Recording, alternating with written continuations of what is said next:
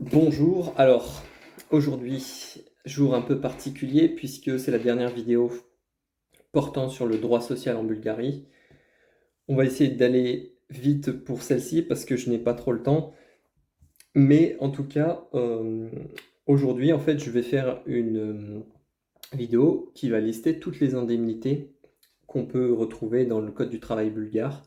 Et je mettrai une timeline avec les indicatifs des différentes indemnités pour que, selon ce qui vous intéresse de chercher, vous n'ayez pas à regarder toute la vidéo et vous tombiez directement sur l'indemnité qui vous intéresse, que ce soit en cas de licenciement illicite, je sais pas, en cas de rupture sans préavis, enfin, en cas de plein de choses. Donc c'est parti. J'ai rien, j'ai tout noté, mais rien n'est dans un ordre particulier. Donc voilà, ne soyez pas étonnés. Il n'y a pas un plan précis, hein, mais ça va quand même être bien. Donc, première indemnité, article 214, indemnité pour mise à pied illicite. Donc, je ne vais pas expliquer toutes les notions puisque ça a été traité dans les vidéos précédentes, mais je vais simplement donner les montants de l'indemnité correspondant à chaque cas de figure. Donc, mise à pied illicite, rémunération brute pour la période de suspension illicite. Donc, on a été mis à pied pendant 2 semaines de manière illégale, eh bien, on aura 2 semaines de salaire, en gros. Salaire brut. En cas d'indemnité, donc congé sans préavis, on va avoir la même chose que pour la mise à pied illicite, c'est-à-dire que rémunération pour la période de sans préavis.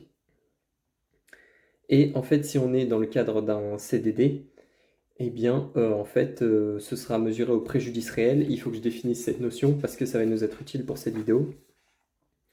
En fait, le préjudice réel, c'est lorsqu'on doit calculer une indemnité et qu'au lieu de donner un montant forfaitaire, c'est-à-dire un mois de salaire brut en indemnité, ou X euros, on va dire, eh bien, on va calculer de façon spécifique l'indemnité.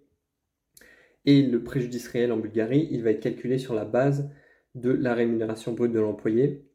Donc le juge va avoir en fait le pouvoir de décider et ça va être en fonction du préjudice subi en fait par la personne qui l'a subi. Consentement mutuel avec indemnité.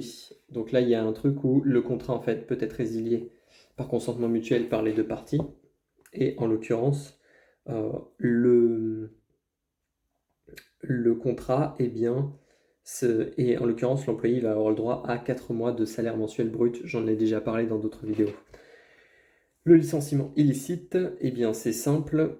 Donc, si jamais l'employé est réintégré à son ancien poste, il n'y aura pas d'indemnité particulière. Par contre, s'il fait une deuxième action en justice pour demander une compensation, enfin une indemnité, eh bien, celle-ci, en général, pourrait être aller jusqu'à 6 mois de salaire. Mais sachant que, en fait, elle sera considérée comme un revenu imposable. Donc, ce qu'il faut savoir, c'est qu'elle sera taxable à 10%. Indemnité pour résiliation avec préavis non respecté. Donc là, vous pouvez déjà deviner ce que c'est si vous comprenez la logique du droit bulgare. C'est que la compensation sera équivalente à la rémunération brute de l'employé pour la période de préavis non respectée. Logique. Si c'est, eh bien, l'employé qui résilie sans préavis mais pour un motif valable, par exemple retard de paiement du salaire ou des compensations par l'employeur, changement de lieu de nature du travail, donc modification du contrat de travail par l'employeur sans autorisation de l'employé, sans avoir signé d'avenant, eh bien si vous voulez, dans ce cas-là, et dans un dernier cas qui sera la détérioration des conditions de travail après un changement d'employeur, eh bien la rémunération, l'indemnité versée à l'employé sera en fait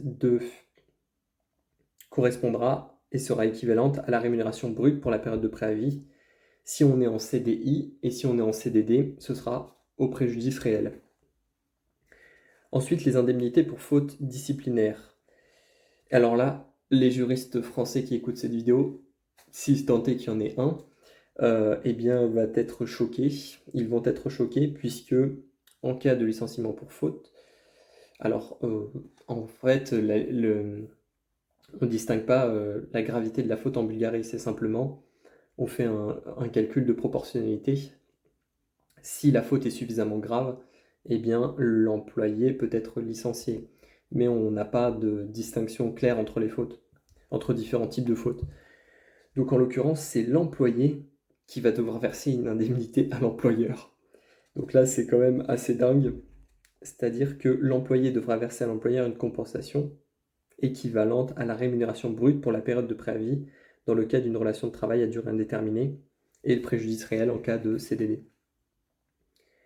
Si jamais l'employé a commis une infraction pénale aussi, eh bien, et que du coup il sera licencié pour ce motif-là, dans ce cas-là, eh bien, il va devoir aussi verser cette même indemnité.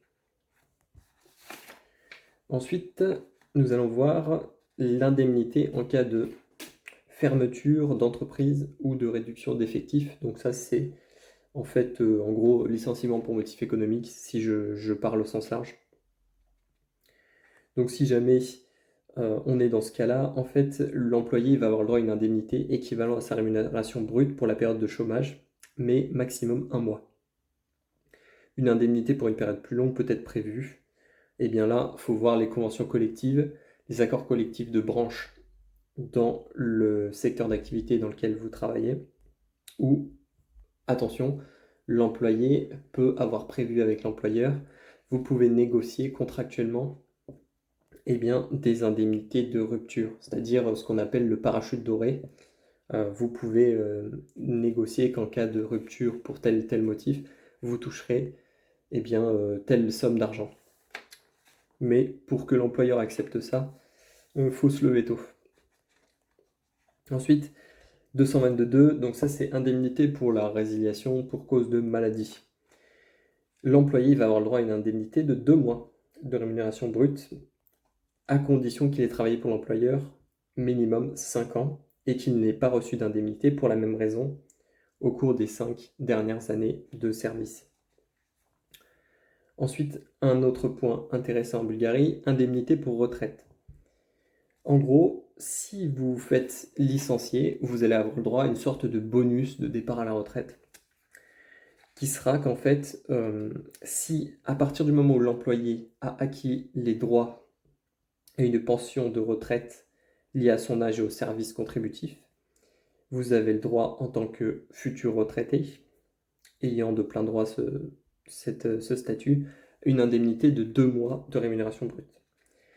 Et là, attention, si vous avez travaillé pour le même employeur ou le même groupe d'entreprises, donc c'est-à-dire vous avez une filiale, vous avez une société qui a plusieurs franchises ou des choses comme ça. Si vous avez travaillé pour le même groupe eh bien, pendant 10 ans au cours des 20 dernières années, l'indemnité sera de 6 mois. Donc vous partez avec un petit pactole en fait. Indemnité payable en une seule fois. Donc là, on n'est pas sur une indemnité de licenciement illégal où vous êtes payé chaque mois 1 mois de salaire pendant 6 mois. Ça, c'est différent. Indemnité pour congés payés non utilisés. S'il y a résiliation, l'employé a le droit à une compensation en espèces pour les congés payés annuels non utilisés de l'année en cours, proportionnellement au temps reconnu comme service et pour tout congé reporté non inscrit. Après, on va avoir des indemnités de chômage, mais celles-ci, je n'en parlerai pas parce que c'est ridicule et c'est presque une blague en Bulgarie. Hein. Vous pouvez recevoir en gros 18 leva, donc c'est pas très intéressant de le savoir. Je détaille pas. Ensuite, vous avez l'indemnité pour le licenciement collectif, entre guillemets, hein, parce qu'en Bulgarie, on admet le terme collectif, mais sinon, on parle, pour être plus précis, ou pour être plus puriste, on devrait dire grand licenciement. Bien, pour licenciement collectif, vous avez également une indemnité particulière. l'indemnité pour licenciement illicite. J'en ai déjà parlé, donc je vous invite à regarder la vidéo précédente. Donc voilà, c'était tout pour cette vidéo sur les indemnités. Je pensais que c'était intéressant de terminer par ça. Évidemment, on n'a pas du tout vu tout le droit du travail bulgare. Ce serait très long à aborder, mais je pense que cette série de vidéos que j'ai fait eh bien, constitue quand même une bonne base pour connaître ses droits en Bulgarie en tant que salarié ou en tant qu'employeur. Donc je vous remercie d'avoir suivi eh bien, cette série de vidéos. Prochainement, j'attaquerai des droits, d'autres droits en Bulgarie. Je pense que je vais faire une vidéo sur le droit du mariage et sur le droit immobilier en Bulgarie. Donc n'hésitez pas à vous abonner, à liker, etc. Et à très bientôt sur la chaîne. Au revoir.